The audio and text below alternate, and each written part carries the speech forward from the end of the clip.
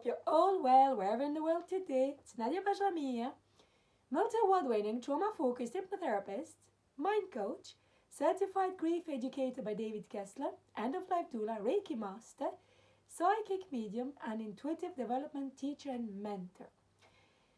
So today, I just wanted to prepare this short video to talk about mediumship, psychic work and mediumship. Over the last couple of weeks, even months, had loads of people in my life, friends and even my clients, asking me to create more videos around psychic work and mediumship work. And it's true that I haven't done actually that in a while. I do talk a lot about my therapy work, my grief work, my end-of-life work to come. And I do talk about my demonstration that I do in mediumship. But I haven't prepared a video as regards psychic and mediumship work in a while. So here I am, listening to my audience, to the people who have asked me to create more videos around that subject. And today, the point is just to clarify again, what is it I do as a psychic medium or spiritual medium? Actually, psychic medium is a bit of a repetition because we tend to say that every medium is a psychic, but not every psychic is a medium. But it's a point I just wanted to make. Now, what do I do? So first of all, let's clarify the difference between psychic and a medium. So a psychic work or a psychic reading will be more of a soul-to-soul reading. It's my client coming to see me online. I work mainly online at the moment, but client and myself. So I'm reading the person's energy, the person's auric field, and I also do some soul work with my client. And it is a connection, human to human, living to living. And I will get insights and I will give them insights, guidance around what I pick up, around, the past, the present, and, the near future. And about any potential outcome that I feel reading their auric field or their energy. Now, it is not magic, it is not woo-woo, it is not wishy-washy, it is not strange. It is purely energy work and also setting an intention for the higher good of my client to tap into their energy, using my energy and trying my best to help them. Maybe sometimes get confirmation, maybe help them to make a decision that they already considered. But, and I say a big but, as a psychic, I am not here to tell anybody what to do or when something will happen, okay? Timelines are very fuzzy in this line of work. I usually talk about seasons or a couple of months because psychic work can be extremely powerful.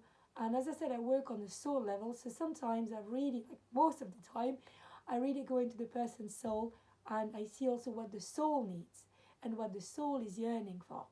And that's why the reading can be very powerful. But it is not fortune telling, and I'm very strict about this. I do not forecast. I do not give predictions. I don't know when somebody's going to get married. I don't know who they're going to get married to.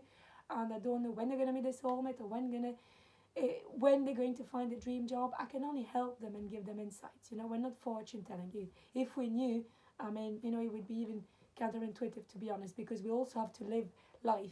We cannot know everything in advance, Now, mediumship, what is the mediumship part of my work? It's me, the human, the living here, the medium, having a client that comes to me online and connecting to the loved one in the spirit world using all my senses.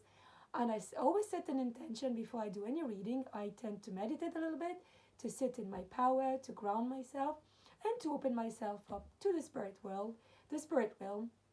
And once this is done, my client is with me online or, sometimes in person, but mainly online now. I will connect with whoever from the loved ones want to step forward from the spirit world, and I will make sure to give enough evidence so there is no doubt in my client's mind that who I am talking to. Sometimes I can tell them straight away who it is, when they passed, how they passed. Sometimes we give enough other details that the person knows who we are talking to. The main point of mediumship is obviously to give evidence and enough proof of the continuity of life after the physical death. So here again, nothing magic, nothing woo-woo, nothing. It is work I've trained for years and I'm still training. It's ongoing. Being a medium is ongoing training. but it's me bringing enough evidence that there is no doubt in my client's mind who I'm talking to. And also, what we shouldn't forget, me bringing the essence of the person in the spirit world, me helping the reunion of the two souls, one on earth, one in the spirit realm. This is the beauty of mediumship. Once we've done the phase or the part of the reading where we prove the existence of a life after the physical death, the most beautiful part is also to reconnect the two loved ones, to, to give loving, healing messages, meaningful messages as well, not just generic messages. Oh, well, your father loves you. Well, 90% of the time, or 80%, yes, you'll get that right. But meaningful messages, something that really makes sense to my clients at this point in their life. And as I said, the beauty of mediumship, I mean, it is, I couldn't state it enough, is that reunion of souls. And the most beautiful thing for me is when my clients tell me, oh my God, it really felt that I had my father, my mother in the room with me. This is just my job done. And I'm here to bring some comfort, some healing. It is very therapeutic, but also bearing in mind, it is not a therapy in itself. When people are going through grief, I advise them to come and do some grief work, see a therapist, come and do grief work with me. As a grief educator, I'm well equipped to do that as well.